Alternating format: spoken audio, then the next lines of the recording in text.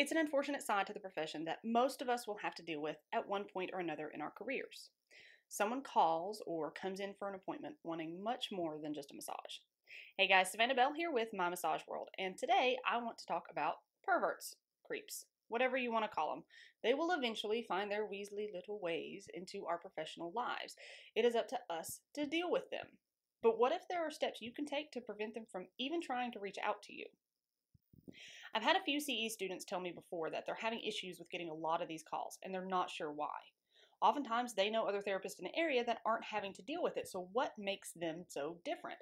While we like to blame these guys and ladies, sometimes we have to take a good look at what we're doing and the image that we're portraying. We may think everything is fine, but check again. If you find yourself with a large influx of these phone calls or suggestive requests, whatever, definitely consider these three things that you can do to prevent them from ever happening. Number one, check your branding and marketing efforts. I know this is something you've probably spent a lot of time, effort, and money on, and rightly so. This is one of the most important aspects of your business, right? But take a look at the language and the photos you use. They may look legit to you, but they may give hints as to something else to those creeps of the world. How do you tell? Well, look at any of those shady massage parlors. They oftentimes use very similar photos, those ridiculous stock photos where the client is lying prone with their head jacked to the side, with candles and stones and flower petals all around their heads. As pretty as they are, first, they're not realistic in the least, and your clients might be a tad confused when they don't get that experience. But most importantly, because those cheesy photos are used in pretty much all the brothels that pose as massage establishments, it can be a sign to some unsavory types that you might do the same sort of thing. Especially photos of feet. As weird as it sounds, that seems to be a trigger for these creeps. Probably because so many of these establishments, depending on where they're located, of course, tend to offer a cheap foot massage or reflexology session and obviously do a bit more than that. Also, if English isn't your first language, or even if you just struggle with spelling and grammar, have someone edit all of your copy or all of your written promotions. So your website, your social media post, your emails, your brochures and business cards. Let someone look them over and edit that stuff for you. Because if you've ever noticed, those parlors usually have big signs in their front windows with descriptions of how good massage is for you, most oftentimes with very, very broken English. I know I've seen one before that listed as one of the benefits of massage. More good for neck and back. Now, this obviously isn't to knock anybody who doesn't have the best grammar or speak the most proper form of English. As you can tell, I'm from the South. We're kind of known for our lack of concern with grammar sometimes. But if that's something that you struggle with, just have a friend or a family member look over your stuff before you send it to print or before you post it online. Unique, realistic stock photos and proper English will go a long way in portraying yourself as legitimate and professional. We can definitely help you with the stock photos, by the way. Become a member with us and you'll get access to hundreds of them. But anyway, number two, screen all of your potential clients. I know online booking is wonderful and it opens up your time so that you can take care of all the other things that you need to get done in your business. But you should be having some sort of personal interaction with new clients so that you can screen out most of these creeps. Whether this is a setting in your online booking software where you have to confirm each appointment in some way, or you call each new client to go over any possible contraindications with them before their session. You could also require that they fill out an intake form and sign a policy agreement before their appointment. Or you may reserve online booking just for your pre-existing clients, and new clients have to call for an appointment. However you want to handle this is totally up to you, but you need to have some sort of procedure in place so that you can weed out the weirdos.